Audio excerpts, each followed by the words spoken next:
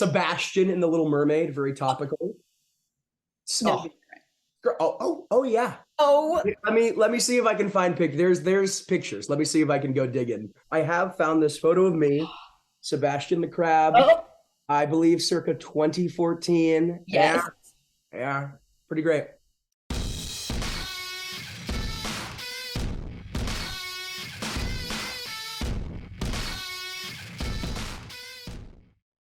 Hello, my friends, and welcome back to Let's Get Cereal, the weekly show where I, your host, Alyssa Marino, eat cereal, talk about stuff, and I sometimes talk to people. And my guest today is not only a dear pal, but a talented pro wrestling announcer, broadcaster, and a heck of a snappy dresser, the voice of violence, Jordan Castle. How are you doing? Alyssa Marino, I'm doing wonderful after an interview like that. Though I will say, snazzy dresser, you say.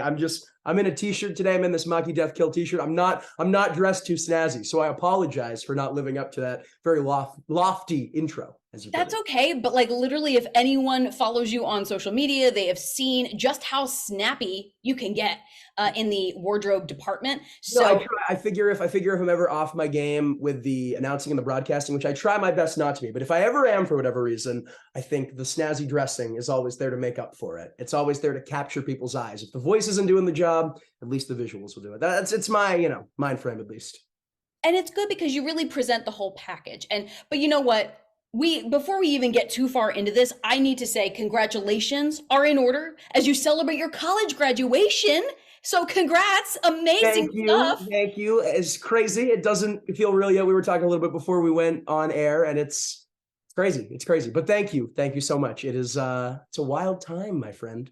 Certainly is. But before we get even deeper into how bright the future is and the past that brought you here, let's eat. I personally am bringing to the table today some s'mores cereal. What do you have, my friend?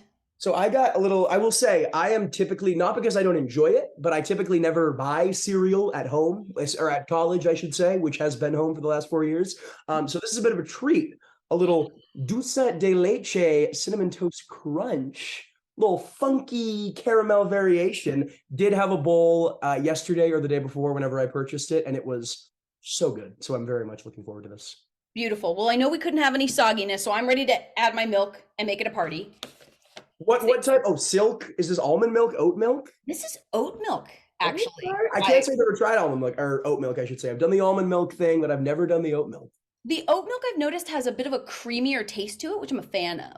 So I'm a psycho. I'm doing whole milk right now, so I'll probably be feeling that later, but it's all we had around. So. This is the price we pay. This is our sacrifice. I do appreciate you not being a milk first person, because I know far too many friendships have been ended over milk first. I'll tell you that much. And you know what? You did right by cutting that kind of bad influence out of your life. Because milk first, we cannot buy. It's crazy. It's psychotic. Like, what are you doing? The only time that live and let live, but like, what are we doing? Sorry. The only time that that's ever appropriate is if you have milk left over from your first bowl and then you pour more cereal in. Like, that's the only time that it's okay. But that's circumstantial. That's not a conscious choice. You know what I'm saying? Exactly. No, you're 1,000% right. I'm trying to give benefit of the doubt, but there really is none. Props to you for being able to do the show, because I'm already struggling with like eating but not having food in my mouth while I talk, and like it's a whole thing. So props to you for juggling it and doing however many episodes, because this is an endeavor. My friend Jordan Castle, let's get cereal. Okay. It's very good. No. So, back to graduation. Yes. You got your BFA in screen acting, which I think really lends itself to your presence, your charisma on the mic, but I don't know, what inspired you to pursue this field? So I have been, shocker, I know, I've been performing in some capacity since I was like 8. It was actually a year or so before I got into wrestling. So I think since I was like 8 or 7 years old, something like that. I was actually a really shy, not to give you my whole life story, but I was a really shy kid growing up, and performing, whether that's musical theater or dance or anything, kind of brought me out of my shell. And so I've always been very weirdly indebted to it in a way. It's always been a part of me, and I think it always will be a part of me, especially with wrestling and how I'm pursuing that currently. but it was just kind of always what I did. I was never particularly athletic. I was never particularly academic. I was always a performer. And so when the time came to choose what to do for college, it was like, well, I knew in the back of my mind, and I have known for the better part of a decade, that wrestling and broadcasting and wrestling was the path. But it was like, you, of course, can't get a career in that, or a college degree in that, I should say. Not yet. Not yet. We're changing the game, Alyssa Marino. But yeah, and I knew I wanted to get a degree, and better safe than sorry in that regard. And my folks probably would have killed me, God bless their soul, if I did not. And so I figured, why not keep on the path of what I love and what I'm comfortable with and what I think I'm decently good at, which was performing. I've always been a big film person. I've always loved movies. We were talking again before we went on air about how wonderful it is to see a movie in a theater. So I've always held that near and dear in my heart, and I figure, why not kind of combine the love of performing with the love of the silver screen. The thing I love about Chapman's screen acting program, specifically the BFA, is that you can, in addition to studying acting and studying that facet of things, you can also do a little bit of editing and a little bit of writing and a little bit of directing, and you kind of get to dip your toe in every inch of the pool, which was very intriguing to me and made for a really fun 4 years. So seal of approval for me. I had a great time, and I'm glad we made it through. Jordan Castle endorses his college experience. Excellent. I That'll be the headline. I think even if you don't know what you're going to do, even if the field you want to pursue is not directly tied to a college degree necessarily, I think college can be so important just to like grow as a person. Because I feel like above all else, I kind of came into myself and learned how to be independent and learn how to be confident and just like be a adult person, kind of, sort of, in a way that I don't think I would have if I had just like stayed at home or even moved into a place without that sort of academic rigor. So yeah, high endorsement from me. Well, and not only that, you did this college experience like thousands of miles from home. You're an East Coaster like myself. You went to school out in California, and we're going to dig into that a little bit more. But while we're on the topic, we have very similar paths. We do travel back and forth. Yeah. Yeah, because it's really interesting. It's like I left California. You were out in California. It's like we kind of were just like two ships and kept missing each other. But yeah, it's. But you're East Coast originally as well, right? Yes. Yeah. So there's. We're gonna touch on that because I'm not trying to get ahead of you. No. We have a format. I'm not trying to here. Okay. We're here. The wavelength. We're on it. But before we move on to a new topic, I need to know, in a fantasy scenario, you book a role in the next major blockbuster buddy cop comedy. Which wrestler do you want hired to play opposite you? See, I would have said Alyssa Marino, but not a wrestler, unfortunately. We'd solve so many crimes together. That's a great, I mean, like, there's a few answers that pop into mind. I think the obvious answer would have to be Alley Catch. Dear frenemy of several years. I think we have a banter. I think we have a rapport. I think it would make for good TV. I think she would be the fun, cool ass kicker, and I would be, kind of the silly bumbling guy with the heart of gold. And I just think we would play off of each other very, very well. I think that would make for good TV, even if it would drive me crazy, because she drives me crazy. But I love her.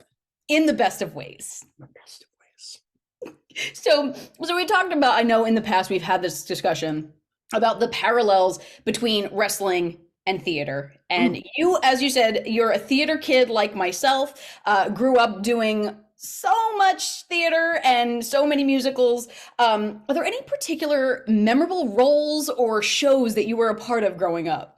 I will get to that, but you just reminded me of something that I think is a fun little anecdote. I was going through my, I used the Wayback Machine. Are you familiar with the Wayback? I've heard of it, but I've never used it. You can like find older internet pages to like find if something's been deleted or whatever. It's a cool little tool. And I was trying to find an old picture, a profile picture of mine that I just posted today from 2014, because I've had Twitter since 2013 when I was 12 years old, which is maybe not the best idea, but we live and we learn.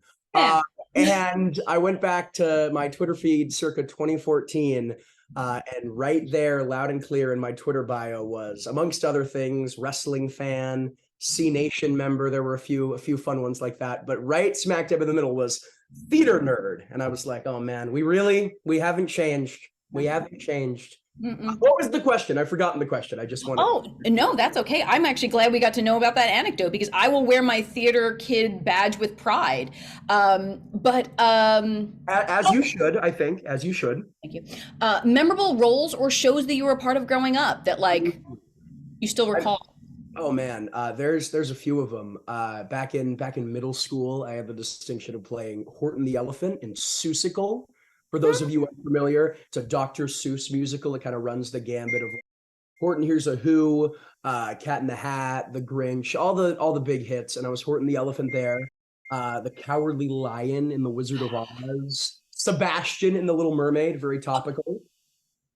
No. So, oh yeah. Oh, Let me see if I can find there's pictures. Let me see if I can go digging. and I'll tell you that I was the Scarecrow in Wizard of Oz, so like that we makes were so part of much the same ensemble. Gosh, how old were you when you did The Wizard of Oz? How long ago was this? Not how not no no not in years, but in eras. Oh, I was like 10 maybe. Oh, so this was like small child. Yeah. Oh yeah. Oh, like little Alyssa started her theater journey at 9. Whoa. And we just do like playground. I'm sorry, I'm like turning the interview on you now. But Oh, no, I'm this is sure. it's back and forth, you know. It's It's dialogue, right? exactly. So I would do like community theater at like playgrounds around me.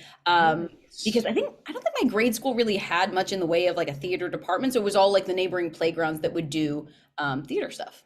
Yeah, I feel very lucky that I had so much exposure both with regional theater and with actual in-school stuff because I feel for kids because so many, especially like people I'll talk to who came from rural communities who I met in college, it's just not a thing. The arts are not kind of prioritized the way that they very much were in my kind of surrounding communities, and it's a sad thing. It really is. It's a necessary thing, I think.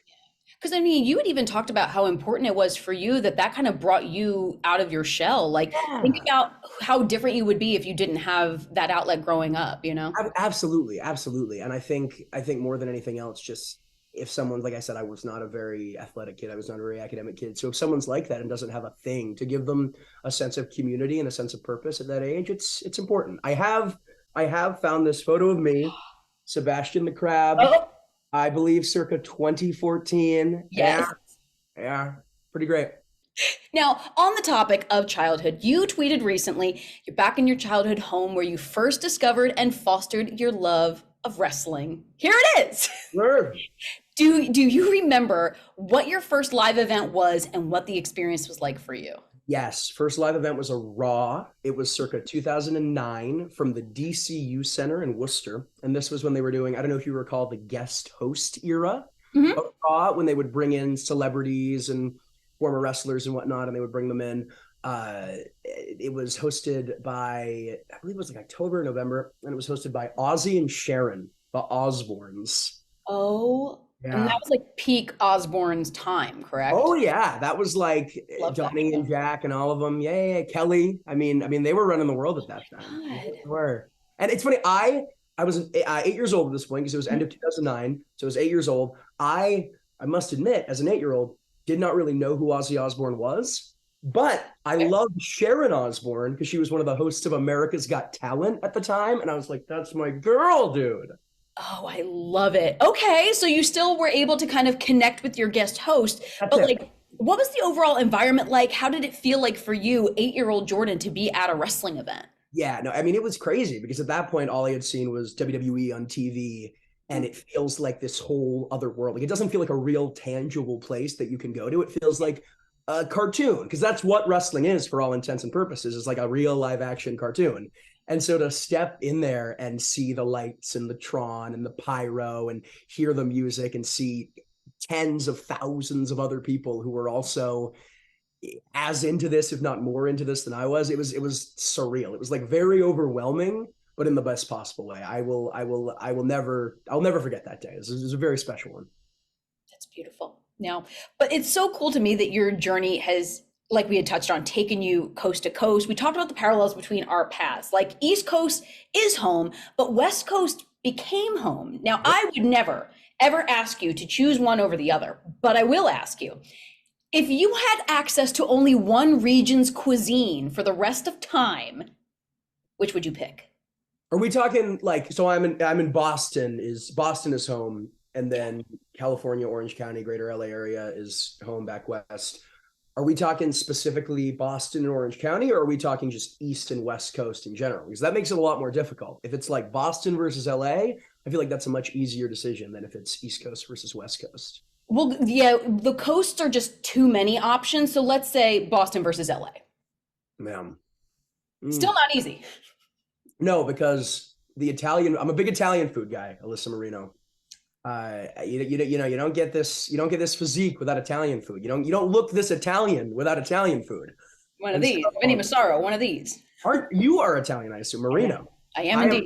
I'm a faux Italian. Everyone thinks I am. I got the dark hair, I got the olive complexion, but I'm just Jewish. I'm a faux Italian. Hey, works.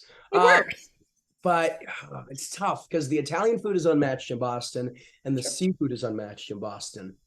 But I do think I will have to go with California, with LA, because I just think there's more options as a whole. Okay. And I think I'm a sucker for good Mexican food, and it just doesn't compare. Whenever I'm home and a family will want to go to like a local Mexican place, like a Margaritas or a south of the border, it's like it's great, but it's not the same, man. It's not authentic, man.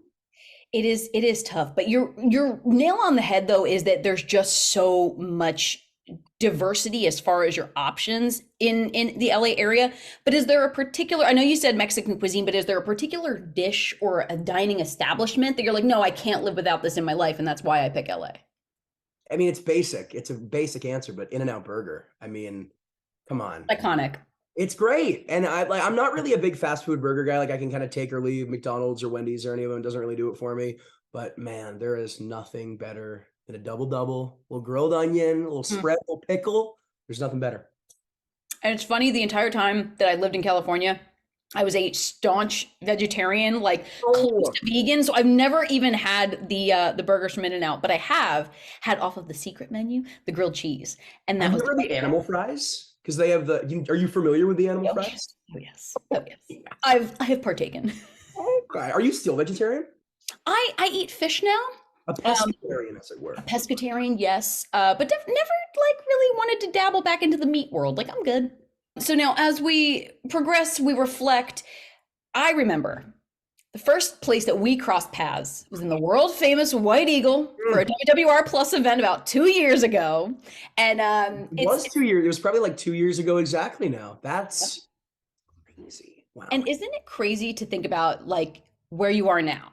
So like you're lending your voice to companies all over the place. You're working in landmark venues. You are calling some seriously monumental matches, and you're having all these full circle moments. Do you ever have the time or take the time to sit back and just reflect on your progress and like what you've been doing? Oh, all the time. I mean, I was talking to a friend, a college friend. I say that like we've been out of college for more than a month. Way back in the day in college. Yeah, right. A friend from back west, a very dear friend. Okay. And we were kind of talking, and he was like, yeah, you're one of the most, and not even in like a disparaging way, but he was like, you're one of the most sentimental people I know. And I think it's absolutely true. I am all the time getting nostalgic, getting sentimental, kind of thinking about these things, trying to have that perspective. I think so often, especially in wrestling, it's such a grind, and it's so like, get to that next level, work as much as possible, do this, do that, reach this milestone. It can be hard to like stop and smell the roses and be like, man, it's so cool that I'm here and I'm doing this cool thing and I'm working with such cool people, and I've come so far from where I was before. And so I really do make an effort to do that. I mean, I posted a photo of me as a young child at a TNA show where I somehow got hold of a microphone, and then a photo of me from a few months prior to this ring announcing a Winner's Circle Pro event. And a caption under it was something along the lines of like, I post a gazillion of these things of like me as a young boy and then me announcing. And it's like, they're the same guy. How crazy is that? And it's corny, but I like it. And I like to kind of take that step back and be like, you're doing it, man. And how happy would that small boy be to see you doing it? And so I definitely do make an effort to try to look back, especially getting to have such cool full circle stuff like working with you as much as we have after, we first met and I shuffled over to get that White Eagle show and had a chat. It's crazy, man. It's pretty crazy. I do not take that for granted. Good. And I think that it shows a lot of self-awareness, because it does sometimes feel like the world might come crashing down if you don't like if you do take a step back for a minute. So like hustle culture is very real. I'm sure like between, bookings, travel, school over the recent years, you felt a degree of that. But it's summer now. It's upon us. You get a little bit of time. Do you have any like getaway plans or ways that you want to unwind? Got a cruise scheduled for a few weeks from now, so very much looking forward to that. Taking it to the Caribbean with some family, so that should be nice. And beyond that, I mean, still working as of yesterday. Check the replay exclusively on Twitch. Returned to Chaotic Wrestling for love me some Chaotic Wrestling in Tewksbury. And then a few days from now on Wednesday, I'll be live on Fight Plus for Fight Life. They got some great shows going on in Rehoboth, Mass. So hitting some old favorites while I'm home in Massachusetts and just back east in general.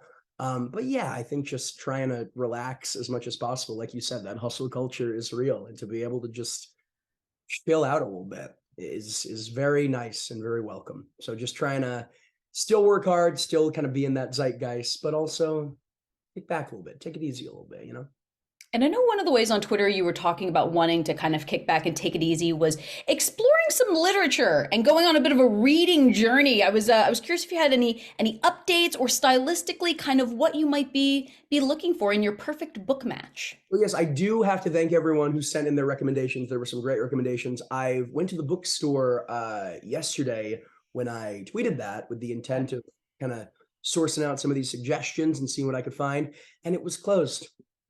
I don't know why, but they were closed. They were not open, and my heart was crushed. So that is still a goal of mine. I'm still taking suggestions. That's still happening in the near future. But yeah, definitely trying to read more. I think I actually mentioned that what sparked that is watching your Let's Get Serial with Veda, where you guys were talking about that. And I was like, you know what? I haven't read a book in a long time. That would be a very nice thing to do. And so I think we're going to do it. Yeah. Good. Now, I was just because I was being a little nosy. Whoa! You said that you hadn't returned a book to the library. I was curious if you could share or remembered or want to share what the book was. Yeah, I don't remember exactly. I think I was just at the library and I was like, I feel like snooping around. I feel like getting something. I have the library card. It was some type of mystery something or other. I don't remember exactly the name of it or who it was by. I have it upstairs still. It has still not been opened after months and months. So I could find it. It would maybe take a little digging, but it's still there. I'm terrified. I don't want to get yelled at. So I have not returned to the library. I feel like I'm kind of cutting my losses. That's fair. Especially I want to believe that you held on to the book for so long because you really needed to solve the mystery, but by now I fully stopped reading it. I read like the first half and I just kind of fell out of it. And so I didn't even get the satisfaction of like the full arc of the journey. It's a wash, Alyssa. It really is. Okay. Yeah. That's yeah. Okay. Well, moving on from that, we're blazing ahead forward. Onward and upward, baby. Onward and upward. So as we wrap up our serial, as we wrap up our chat, please tell our friends at home, our breakfast buddies, what you've got. Well, you told us what you got coming up, but where they can follow you online to stay connected. Yes, Instagram and Twitter at @JordanW_S. That is where you can find any upcoming shows, any clips, any pics, anything regarding this guy. And yeah, keep up to date. We got some fun stuff coming up. And thank you again, my friend. I've said it already, but thank you again for providing this platform for us to catch up more than anything. Because I miss you. I miss seeing you around, man. We need our paths to all kind of coincide once more because it's just wrong how long it's been since we've all like seen each other. And too long. It's too long. Won't that reunion be so sweet when it finally happens? It certainly shall. And I want to, again, thank you, my friend, for taking the time. As I said it before, and I'll say it again, the future is wide open, and I cannot wait to see what is next on the horizon for you. So thank you for taking the time to chat with me. And to our breakfast buddies at home, until next time, my friends, continue to do your best to be your best. And we'll see you later.